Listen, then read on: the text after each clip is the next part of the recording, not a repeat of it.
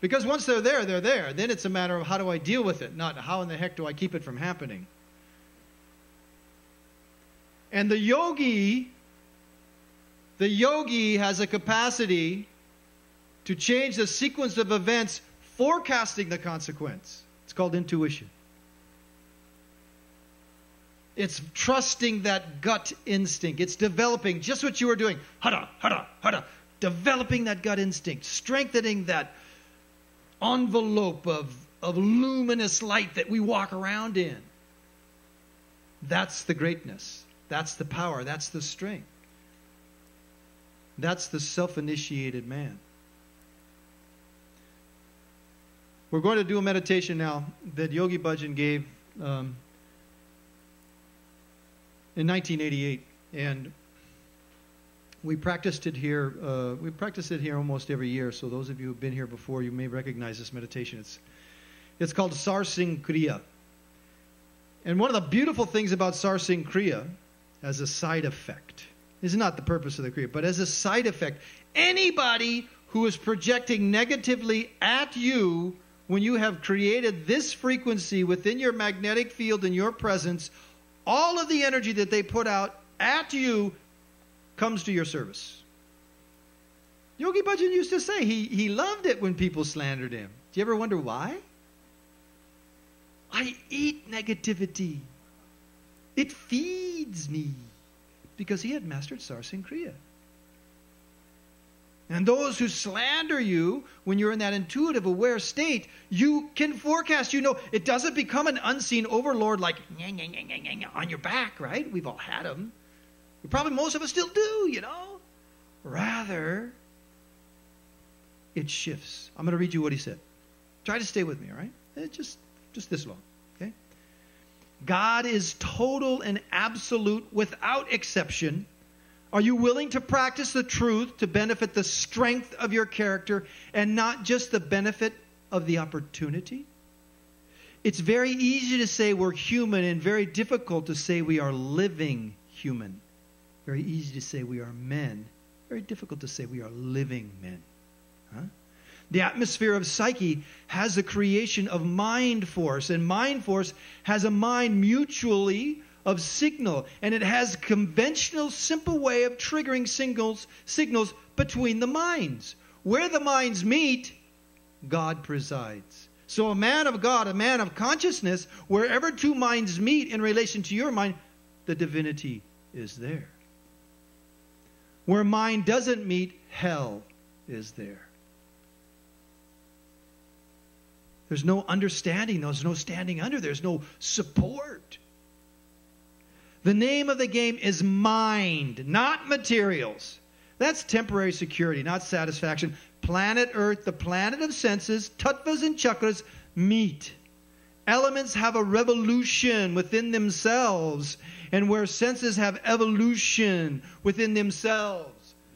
Huh? What's he talking about? All of this stuff. Huh? The elements have a revolution within themselves. And all the elements have a relationship between themselves. The purpose of being born human is not to be rich. It's to have riches within oneself. The totality has to be understood, fulfilled, and experienced. That's what we were saying last night. So many of us, it's like, hey man, that's what I want.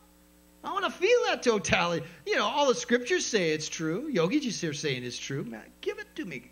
Well, nobody's going to give it to us. We got to get it.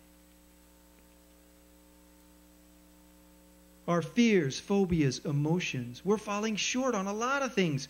We're driven by the stretch of our loneliness and our emptiness. God built man, and man can't seem to get it. Prana is the part of God, and prana is the God. Life force, breath. All occult powers are ridiculous. If you haven't achieved a standing of complete understanding of kindness, what kind of human are you? Brute nature is the experience of the root nature of our being, triune being, beast. part of infinity is what we are. Do you have the strength to be human? Will you carry the teaching and carry it on? Can the man reach the reality of God? Will you carry it on as the conscious men, the good men that everybody on the planet's looking for? Yes. You have to do something. The ownership of this planet and you belong to God. Do you have the eye to see the light of the soul in the other human being? Intuition. Killing is killing in the book of God. The Bible doesn't say kill this and not that. Established religion is a situation of geography, political influence, and power of the self-proclaimed mighty humans. No religion practices reality. Guru Nanak tells us all of it in detail and how to put it all together. So may Visar Najai, may I never, ever forget him. That infinity. Sarsing Kriya, when done,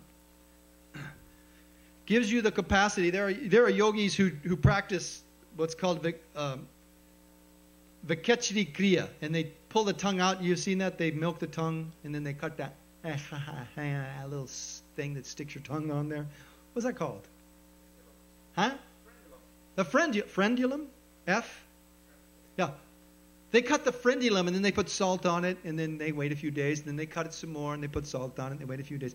And they get rid of it so that they can roll their tongue way back up in the back of the throat and stimulate through the upper soft palate and get what's called amrita. They force the pineal gland to secrete. What they do. Okay, that's the whole science. And it takes years. Yogi said we can do it in 11 minutes. I love it. How exactly did he say it? It's fantastic. He goes, this is exactly the same thing as the yogi's secret kriya, Vikechari. Milking the tongue and cutting the lower tendon to pull it out and elongate it, roll it back, to stimulate the hypothalamus, the pineal gland. This is the exact same effect, but you don't have to work 80 years to get it. 11 minutes. I like that. That's really good. Okay, here's how it works. Don't start yet because I know we're all tired. But you're going to be like this, arms out. You have to open the armpit. You take the thumb and you touch at the base of the little finger. Elbows are locked and it's like this. But this is just the physical asana. The key to this is the verbalization and the movement of the tongue. So everybody stick your tongue out. Okay, pull it back. Stick it out. Repetitively. Feel it pull in the back of your throat. You got to make it pull in the back of the throat. Okay, now go like this. You suck the tongue down, you pop it down. Stick out the tongue, it goes. Now say ra. Not ra. Ra. You have to hit the upper, you got to strike the upper palate with the tongue. Ra. Ra. Ra. Ra. Okay, now stick your tongue out and go ra. Ra. Ra. Ra. Ra. Ra. Ra. Ra. Okay. Now say ma. Ma. Ma. Ma. Ma. Ma. Ma. Ma. Ma. Ma. Okay, now we're going to put them together. Ready? Ra. Ma. Ra. Ma. Ra. Ma. Ra. Ma. Tongue out. Ra. Click. Ma. Tongue out. Ra. Click. Ma. Okay, you got it. You got it. You're there. You're golden, man.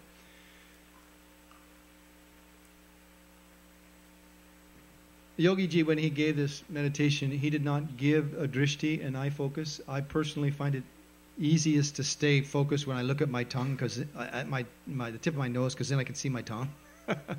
You got to keep track. Okay. You guys ready? Yes. This is a very, very, very, very powerful Kriya. One thing that after you do this Kriya, don't say anything nasty or mean, okay? Because this is so stimulating to the throat chakra. Your words have treble power. I mean, it's very, very... Makes your word super, super powerful. It's a very powerful meditation. I practiced it a lot. Okay. Assume the posture. Hey, if you want to, you can think about Jesus on the cross. You know? I mean, the guy's sacrificing to reach his destiny. Huh? Stretch the armpits open. And we begin. Ra, ma, ra, ma, ra, ma, ra, ma, ra. Fix the eyes to the tip of the nose. As you extend the tongue, you want to feel it at the back of the throat. This really stimulates the throat chakra. There are 16 petals on the lotus of the throat chakra. It has many reflections and many results. You create your life with your words. Stimulate that chakra. Ra, ma, ra, ma. Make sure you pinch your lips when you say ma.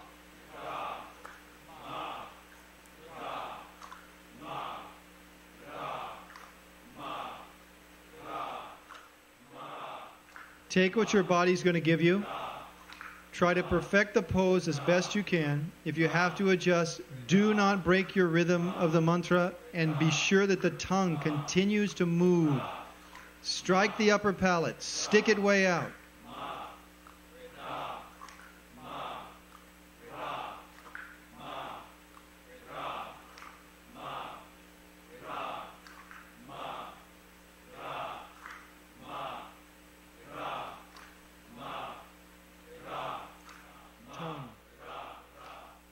Stretch, click, stretch, click.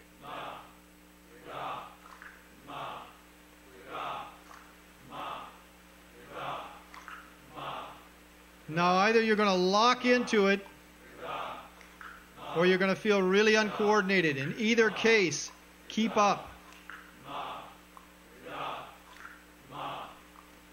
Try to stretch the armpits open to affect all three nervous systems in relation to the Vishadri chakra, to the throat center.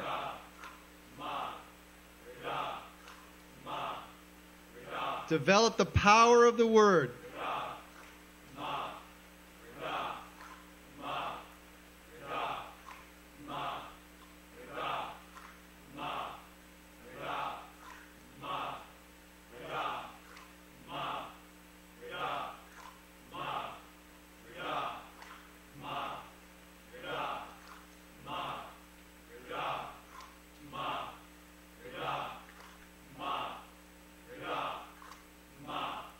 This is a room of the good men. These are the real men. The men of consciousness.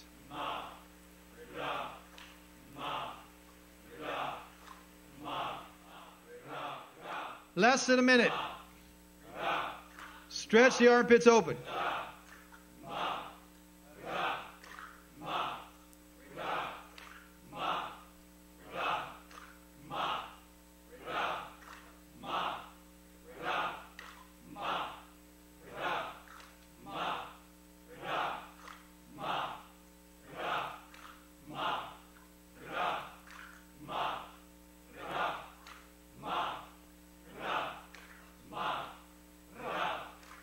Inhale.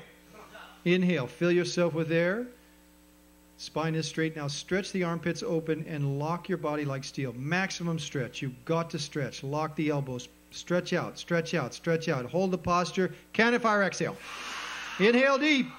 Deep, deep, deep, deep, deep. Now lock it in and stretch. Turn into steel. Steel. Steel. Cannon fire out. Inhale deep. Last time. Now hold the breath and stretch like... Become a piece of steel. Steel.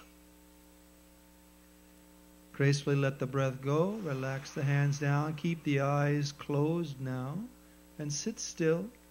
And just as this morning, become sensitive. You're dwelling in a very neutral place. And it's in this neutral place that the doorway to intuition opens. And it's through the application of conscious awareness and intuitive self that we can see those unseen rulers, those influences. They just appear on the screen. And then we can act accordingly to prevent the consequence of fate and promote the consequence of destiny.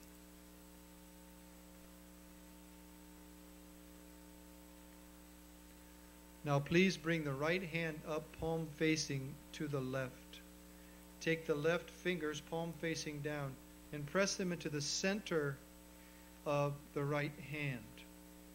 Keep the right hand and left hand, all of the fingers are side by side.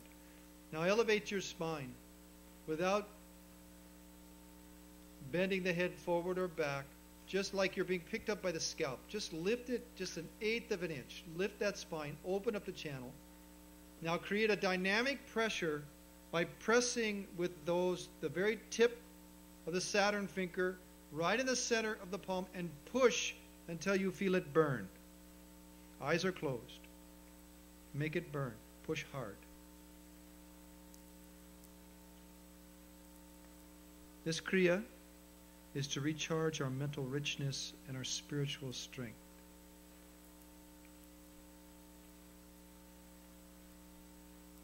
Push hard. If you keep a straight spine, the head in line, little Jalandhar Bandh, and push hard at the center, your palm will begin to burn. A very, very powerful direction of the pranic force that you just enhanced.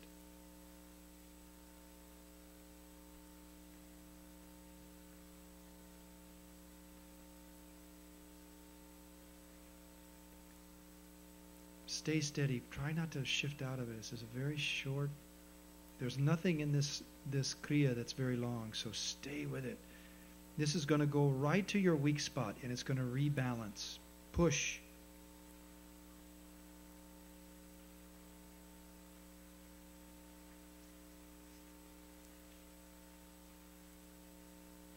Remember to breathe, not hard, just natural breathing. Don't hold the breath, but create that dynamic pressure. You're holding that right hand up and you're pressing and resisting with the right hand, and push with that index, with that Saturn finger. Push hard. Push hard. Make it burn. Very center of the palm, dead center. Strike the target. You're pushing right, changing your lifelines. 30 seconds. Sit straight, push hard.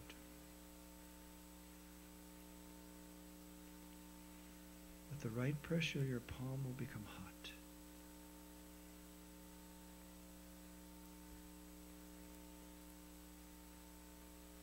Yogi Bhajan said this is the easiest and fastest way to recuperate yourself when you're stressed and burned out. Now inhale.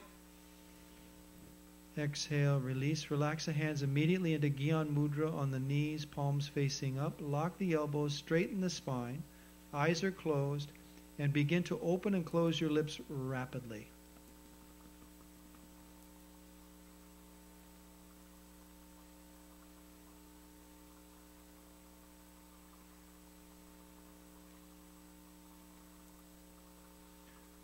Don't let the rhythm break. You've established a rhythm, now stay with it. It's very short, it's only 90 seconds.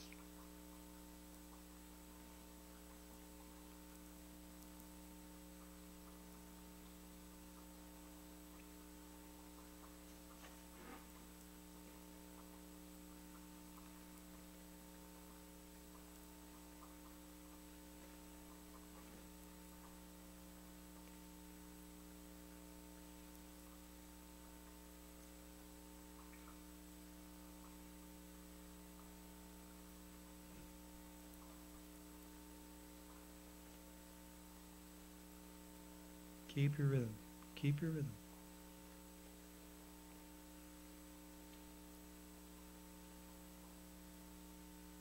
less than 30 seconds. Commit. Be that fixed frequency. Solid. Radiant. The self-determined man that you are. Last few seconds.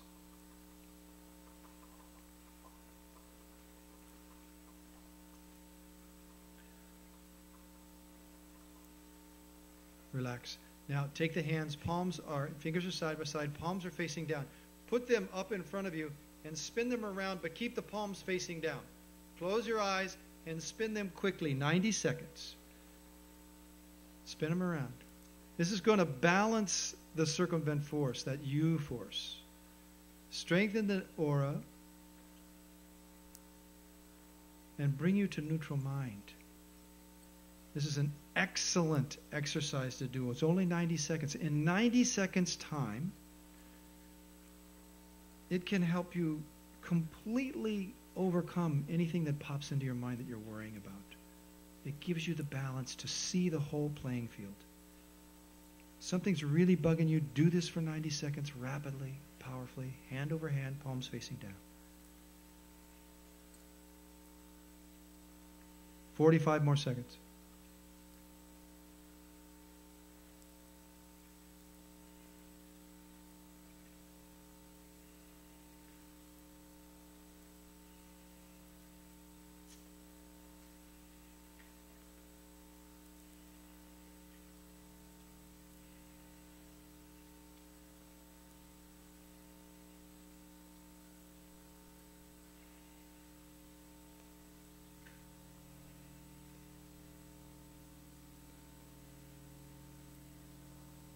Stay steady.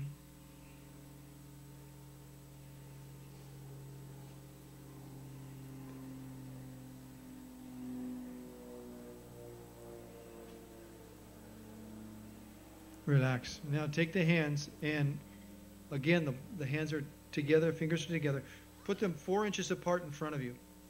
And now what you're going to do, it's like a karate chop. You come up, and when you come down, you come out a little bit, and you divide the lap into 5 strikes. So it's 1, 2, 3, 4, 5. 1, 2, 3, 4, 5. 1, 2, 3, 4, 5. 1, 2, 3, 4, 5. The 1 is 4 inches apart, and 5 is just beyond the knee.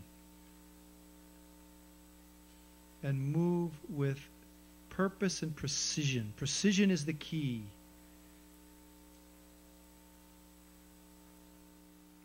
Yogi Bhajan said that this will make you ageless, that you're dividing your psyche. Your psyche doesn't want to be divided, so it'll freak out and it'll try to regroup itself by calling on your reserve energy to balance it out. And this creates a homeopathic exercise for your own psyche to recharge your spiritual strength. 25 more seconds. Move quickly with power.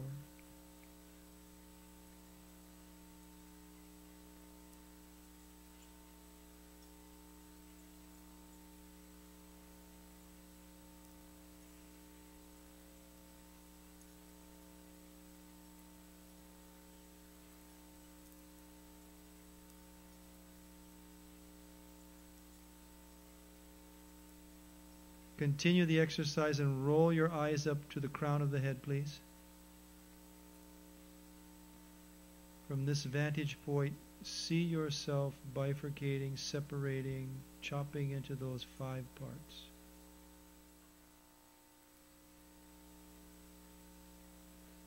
Now relax and put the left hand into, what is it called? Is this Suni Mudra? Take your sun finger and touch it. Hold it down like this. Other fingers are straight. Put this right in front of your heart center. Palm is facing in. Now take the right arm, and with it down at 60 degrees, turn the palm up. Now raise it up to 60 degrees. Open the armpit, stretch the spine straight. Turn the palm down and come down. Palm up, go up.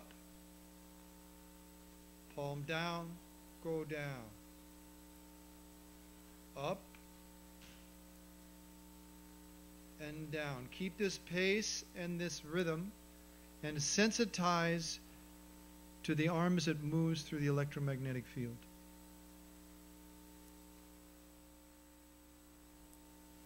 Complete your cycle. Relax the elbows and touch the fingertips together in a very open palm shape right in front of the heart center. Relax the elbows down. And now take and roll the fingers. Just roll the fingers.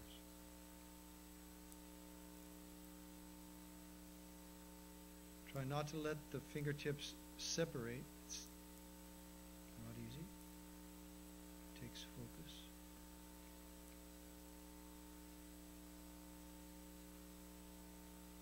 Now keep the fingertips touching and keep the palms apart and stop the movement and become very sensitive. Keep the hands still and now just be very sensitive to the hands, the forearms, the center of the chest, and that flow of energy that surrounds the body.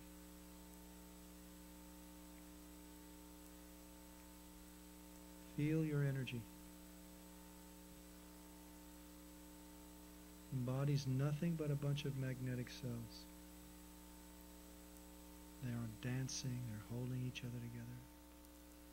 Now, without opening the eyes, relax the hands into an open lotus. The left palm is up, the right palm is up, and then the right palm is in the left, but it's more that the fingers cross each other. If you're confused, you can look up here. But just drop the right hand into the left with the fingers and the thumbs open, gently, comfortably.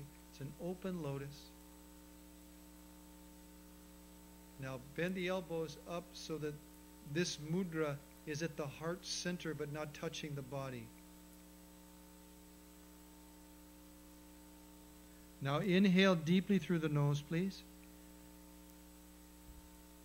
Now exhale powerfully through the nose and try to feel it in the hands. Inhale nose. Exhale.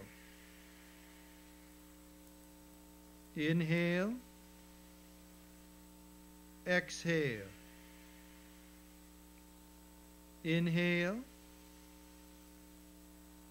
Exhale. Inhale. Deep. Exhale with power. You want to feel it in your hands through the nose. Inhale. Exhale. Inhale. Exhale. Inhale. Deep, deep. Exhale. Breathe from the belly. Inhale. Exhale. Inhale. Exhale. Inhale. Keep the spine straight, the head up. Exhale. Inhale.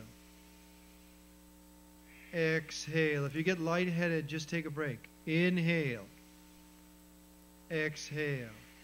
Expanding the belly. Inhale. Lift the chest. Exhale powerfully through the nose into the hands. Inhale. Exhale. Inhale. Exhale. Inhale. Exhale. Inhale. Exhale. Inhale. Exhale. Inhale. Exhale. Continue 16 more times. Count it out in your head. Straight spine. Breathe from the belly. First the base, then the middle. Get wide. Lift the chest. And then compress and powerfully pull the belly back and blow down into the hands through the nose. Now pretend in your mind to feel bad, guilty, feel sad. Bring this emotional state into your field. Eyes are closed. Bending at your torso, keeping the hands where they are. Try to touch your head alternately down to one knee and then come all the way up. and then down to the other knee. And please continue.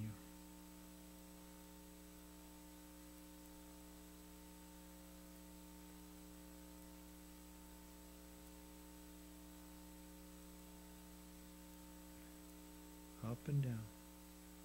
Yogi Bhajan said that when we're very sad and down, to do this exercise, and that we'd be surprised that we ever felt sad. It can switch the tendency within the psyche, and the activity carries the mind and the spirit with it. And that just changes, it transfers the activity. And that's all it takes to get out of sadness.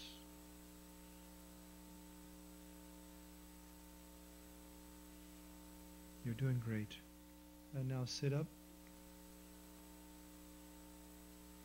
Relax the posture and come lying on your back. Lying on the back with the arms at the sides, the palms facing up. You want to adjust your spine by moving your hips. You're lying flat. And so you sort of create a Z shape. You push one hip down as you pull the opposite shoulder toward the ear, and then you go in the opposite direction. So you're crisscrossing through the body. Pulling up one shoulder, pushing the opposite foot down. So you're stretching in opposite directions on opposite sides of the body. This should pull across the navel and move your lower spine.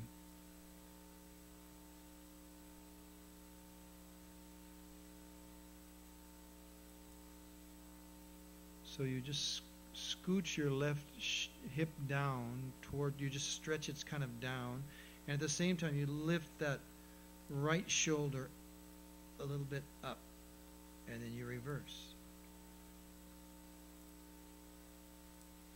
Perfect. Just like that. Keep going. It's kind of like a snake moving, really.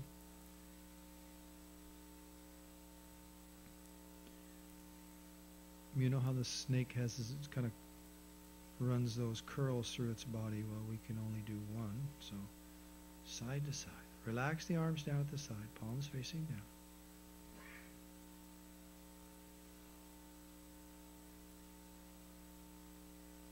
Give your vertebra and your nervous system, just give it a chance to be adjusted.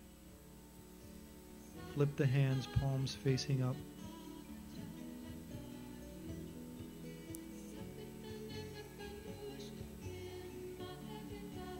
Systematically, consciously, with a high degree of sensitivity, of feeling, let your body release. You can begin with cleansing breaths. You can begin by dropping, surrendering to gravity. Let all of your joints go. Release your hips, your shoulders. Let everything go soft. Just think soft.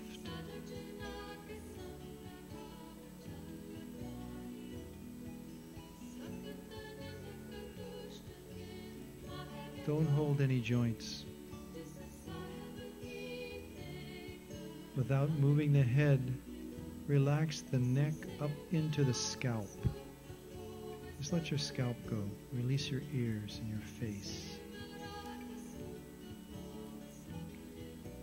Just let it go. Take yourself into a self-trance.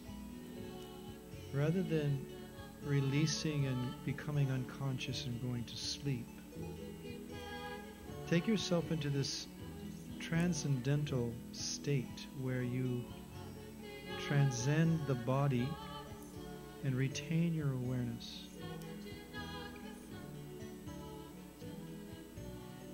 Feel gravity, which anchors your body, and anchor your mind on your sensation of relaxation.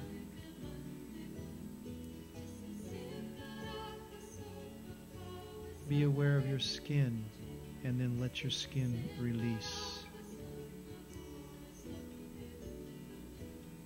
Be aware of 2 inches beyond your skin and release into and through that space. Drop the body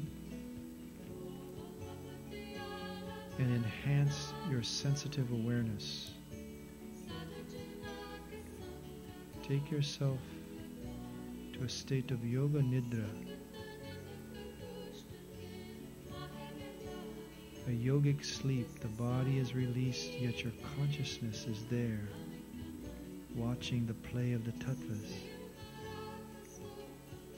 the subtle, gross, refined, pure elements all mixing. Let yourself go. Progressively enhance your sensitivity from the surface of the skin out 2 inches first, and then 6 inches, and feel in your awareness, in your sensitive, tactile awareness through that computer of the brain, feel that energetic field that surrounds you, and then go out a few more inches and sensitize yourself further and further and further away. And if you slip away, if your mind slips away, come back to your skin and start again. Build your aura. Release, relax, be still.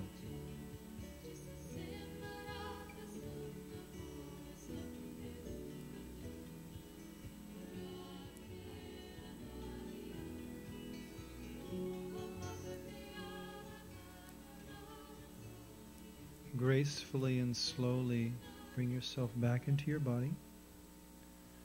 Take a few deep cleansing breaths. Wake yourself up, do some cat stretches, and bring yourself into a seated posture, please. Roll your wrists and ankles. Rub your palms, soles of the feet. Re-stimulate the nervous system so that the physiology can match your psychology of being here. Be present. Stimulate yourself now. The parasympathetic nervous system, you went into self-trance. You were very healing, very deep. Now re-stimulate on the other side. Bring the sympathetic system up. Cat stretch, roll on the spine, a little breath of fire if you need it, and then come sitting up in an easy cross-legged Now posture. sit up straight. Straight. The thumbs don't touch. All of the other fingertips touch. Out in front of you, elbows are relaxed down. You're in Jalandhar, neck lock, very straight. Head over the shoulders, shoulders over the hips, nice and straight.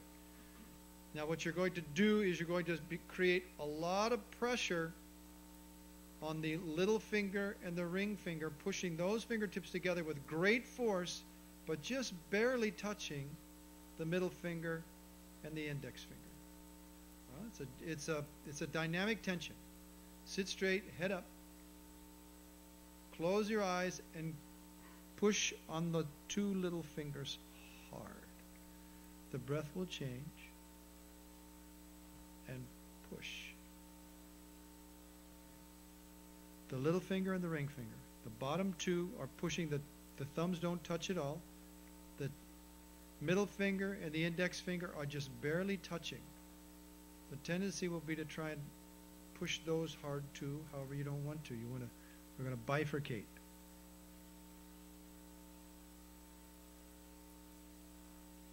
This is the gross world and the subtle world.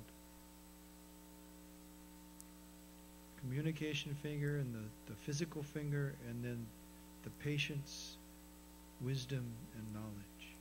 So separate them, but push hard on the pinky and the other one. Push hard.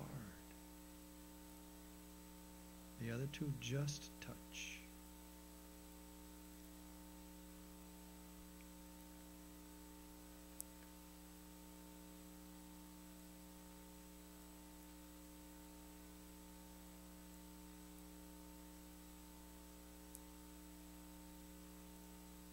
maximum force on the little finger and the ring finger.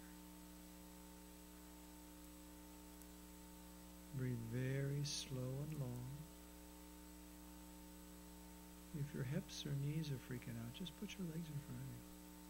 Sit on the heels. Use that observer part of you that we talked about this morning, that experience we had. Access that observer. Use your command center and maximum force on the little fingertip, the ring fingertip, and the other two. Just move the energy. Observe.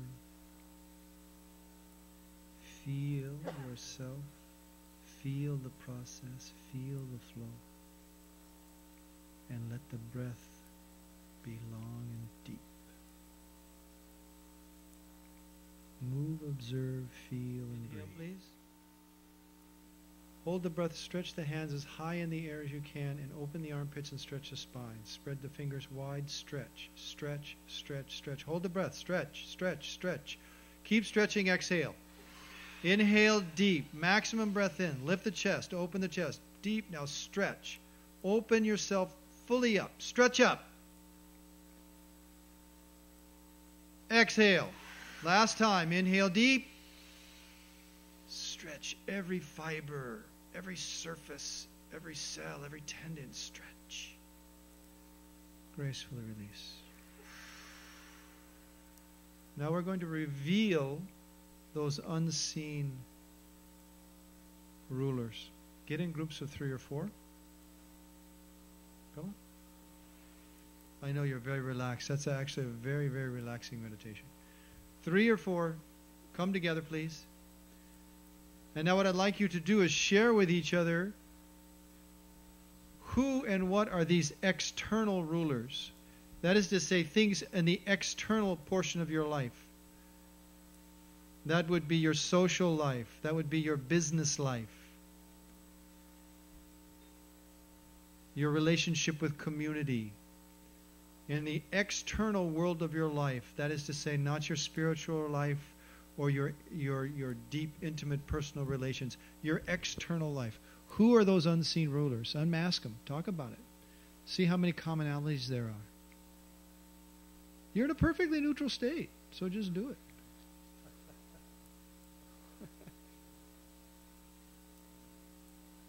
Who's influencing you? Okay, brothers, if you would please thank your group. All right. It's good for us to realize that so many of the people who create the rules in our lives, we agree to. We agree to it, and it's not a bad thing. It's being aware of those unseen external influences, the rules that are put upon us that really don't fit with who we are as a self-determined human being, as a self-determined man. I mean, because Madison Avenue says that you need to have, you got to go to Lululemon and get your yoga clothes, it's not true. Yet it's an influence that could exert itself on us if we weren't solid, if we weren't aware. So that's what this whole process is about, is becoming aware of what are those things outside of me which creates the structure inside of which I live. What do I agree to and what don't I agree to? And by God, if you don't agree to it, screw it. Get out, be done with it. Because that's a self-actualized man, and that's what we are in this room. Okay.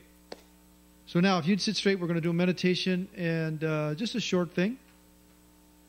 And it's going to, what we want to do now is we want to activate in ourselves a intuitive link with those agreements and those rules and those rulers and influences that are in our life from an internal point of view. We're a triune being, correct? We talked about it yesterday. What is that? What's a triune being? Huh? Say it again. Somebody said it. Mind, body, spirit, right. So we're a beast, we're a human, we're an animal, we're a human, and we're angelic, right? So all 3 of those aspects of us have a relationship to each other. And those 3 get to, where we are in relation to those three parts of ourself, determine our internal rules. Where am I at?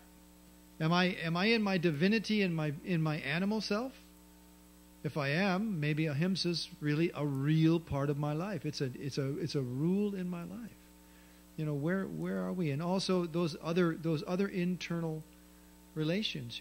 How do you relate to women?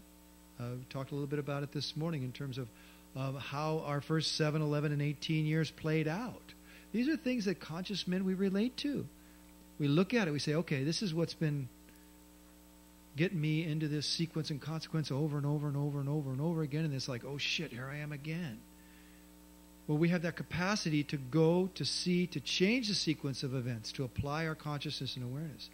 And this is part of that process, to become aware of that. It's not the good or bad. Please don't misunderstand this exercise. It's not good or bad. It's a matter of being consciously conscious, being aware of ourselves. This meditation is to bring us into a little bit of a state of self-hypnosis and to develop intuition. So you take and bring the hand into Buddhi Mudra, the little finger and the thumb touch, the other three are together. Take and relax the elbows down and let the upper arm press on the rib cage. Okay, the fingers and the palms are out, they're not stretched. If your hands are naturally like this, fine. If they're so that they're straight up, fine. Be relaxed, just hold this mudra, close your eyes.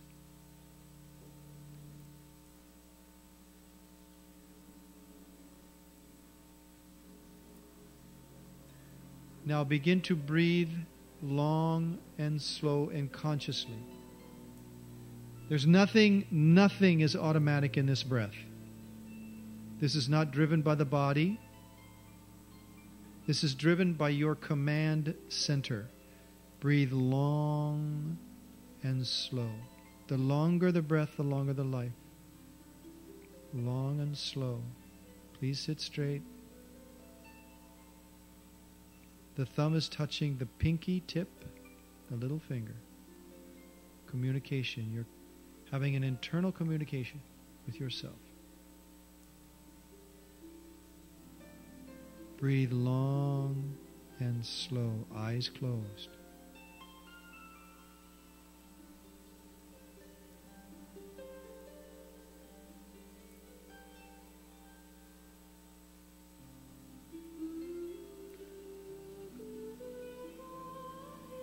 Allow the sound current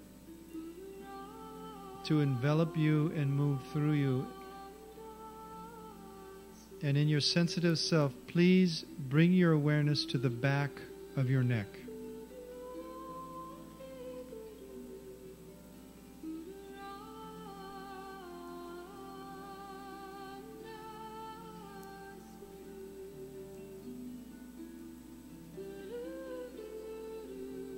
And now within your own psyche, look out the back of your neck.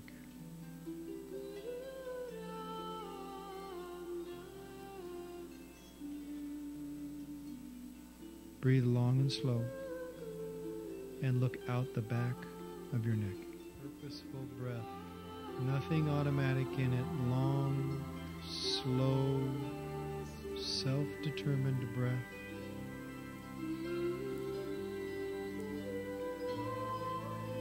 Reach the reality of God and look through the back of the neck. Heart center, right hand over left, palms flat. Sit with a very straight spine, please. Now inhale maximum. Hold the breath and press 30 seconds.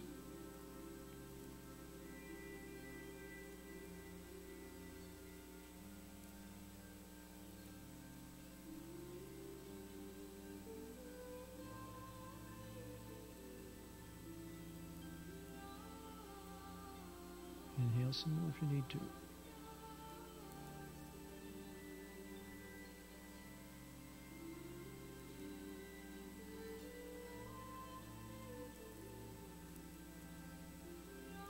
Exhale deep. Put the hands down on the belly button just below at the navel point. Inhale deep. Hold the breath and press.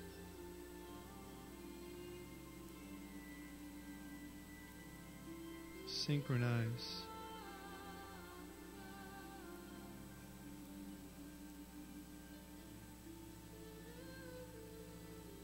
Press. Synchronize.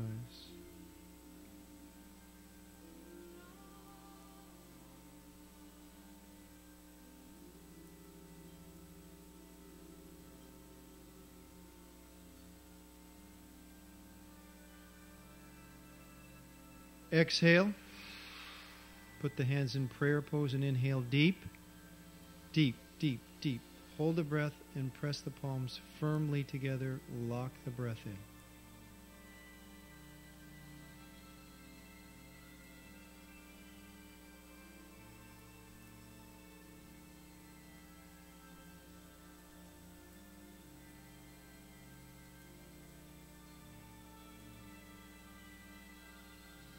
Stay with it.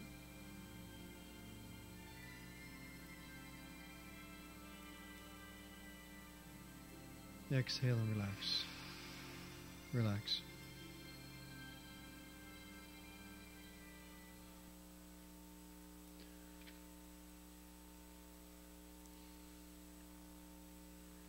It's through our intuition and our self-directed practice that we can determine our path. Life is going to unfold no matter what. Life unfolds and we're along for the ride. One of my favorite things that Yogi Bhajan ever said was, you're an alien. You're just an alien. You're not even on this planet. We're incidental to this planet. We're here as stewards and good guests. And to be self-determined, to be responsive in relation to our consciousness and consciously being conscious as life unfolds, that's what a man does. And very consistently, just like the sun, we vibrate. We're a fixed frequency, so that your family, so that your loved ones, so that society, so that the students, so that everybody who's in your ever-expanding orbit knows exactly the number to call to find you. Because you're there. Because it's you. That's what he meant when he said, all we have to do, just you be you. So in that fixed frequency, we have the capacity to have some internal reflection, to use our intuition and influence our actions, our movements, our emotions, and change them into devotions instead of sublimating them and pushing them into the body. Now tomorrow, Guru Dev in the morning is going to give another class where we're going to be able to go in and access some of that stuff that we push down into our diaphragm or into our heart or into our shoulders, wherever the heck it is. We can get in there because the emotion, ego in motion, devotion, divinity in flow. A man lives his life based on devotion. At a fixed frequency, self-determined. When we do that, eventually the question will stop coming, where are all the good men? Where are all the good men? Well, here you are. And we have the capacity and the blessing and the charge through our presence, through our shared community, through our kindness and compassion to help the men around us. Can't bring them to camp? Have camp with them at home. Huh? Right? Okay. Any questions?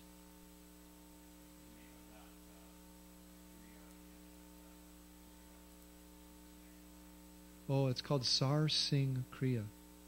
I can give you the date. It's a beautiful meditation. I practiced it for some period of months. Like I said, the biggest thing about it in my experience is that you really have to watch what you say. Because the throat chakra, your voice will change, and the throat chakra becomes very, very active, and it's a double-edged sword, right? So, it's a class from November 13th, 1988. It's actually 2 classes in a row, and I don't remember. I believe this is class 2, so it's November 12th and 13th, 1988. The first one, the mudra is a little different, but the kriya is the same. And then the long-standing kriya is this one, which we've done before at Penn Camp. Yeah, it's homework, that and Gyan Chakra Kriya.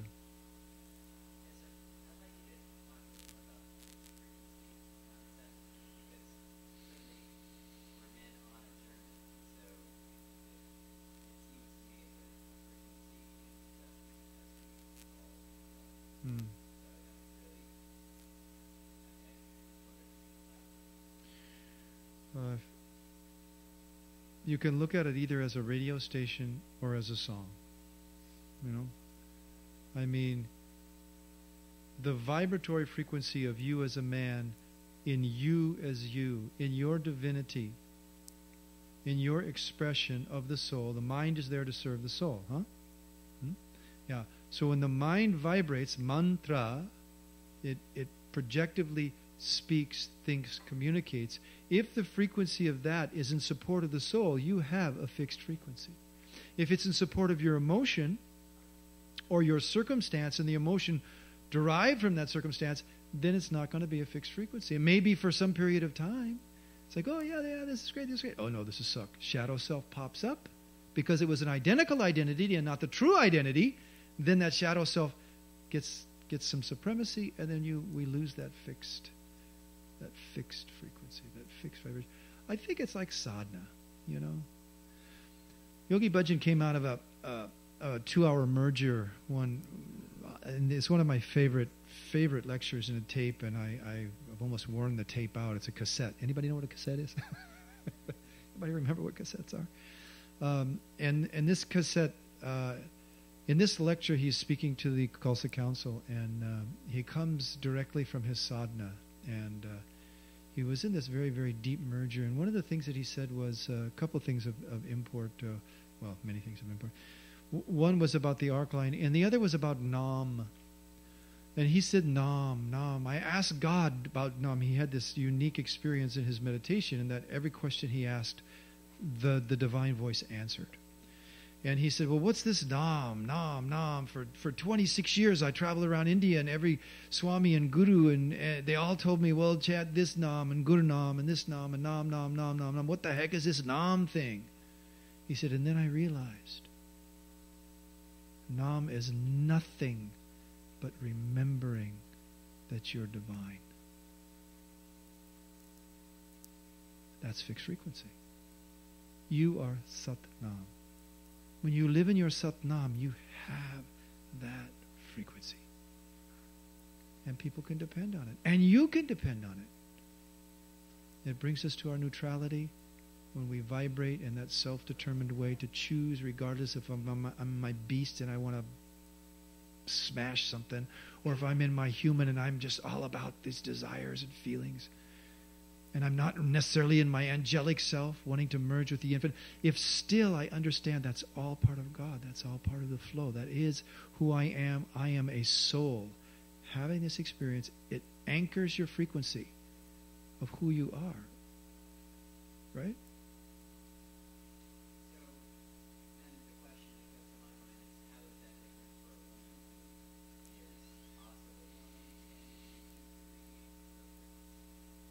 She must have, as a woman, a fixed frequency as a woman. The difference between a man and a woman is a man's a 24-hour cycle, and she's 28 days, 6 hours, whatever it is, right? So in her cycle, she has a lot of different aspects. She has a lot of different faces. She has a different reflection all the time. And that is her frequency. If you don't expect that as a man, you're in deep shit, man. I mean, right? I mean, that's just the reality. That's that's part of what it is. And that's her being who she is at her best. She is being that mother of the universe. You know, nature never sleeps. It's always creating, always creating. Why if? Why if? Why if? She's constantly going to be creating. And she's going to be getting that right next to it. Why? Well, what if? But what if? But we could. You know, a million things. That is part of who she is at a fixed frequency. Question is she relating to her divinity to create that frequency of divine Shakti? We hope so. That's the only difference. And we're just, like Buddha Singh said, we're just in different clothes. This time around, we happen to be guys. Okay. Okay, so we've run just a little long. We'll take one more.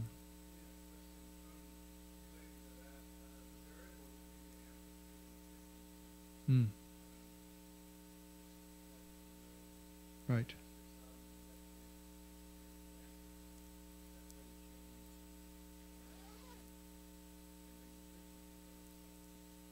Yeah, because the frequency is the same. It depends on the amplitude and the length of the wave and all that stuff. Thank you. That's right. All right. May the long time sunshine upon you, all love surround you, and the pure light within you guide your way on. May the long time sunshine upon you, all love surround you, and the pure light within you guide your way on. Sat